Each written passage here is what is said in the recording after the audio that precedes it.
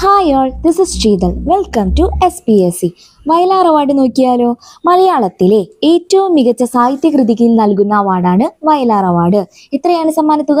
1,00,000 രൂപ. വയലാർ അവാർഡ് സമ്മാനിക്കുന്നത് വയലാർ രാമവർമ്മയുടെ ചരമദിനമായ ഒക്ടോബർ 27-ന്.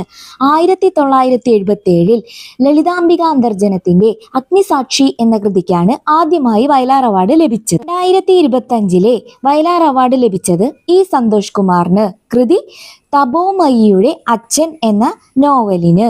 എത്രാമത് അവാർഡാണ്? 49ാമത് വയലാർ അവാർഡ്. 2024 വയലാർ അവാർഡ് ലഭിച്ചത് അശോകൻ ചെരുവിൽ. കൃതി കാട്ടൂർക്കടവ്. 2023 വയലാർ അവാർഡ് ലഭിച്ചത് ശ്രീകുമാരൻ തമ്പിക്ക്. കൃതി ജീവിതം ഒരു പെൻഡുലം.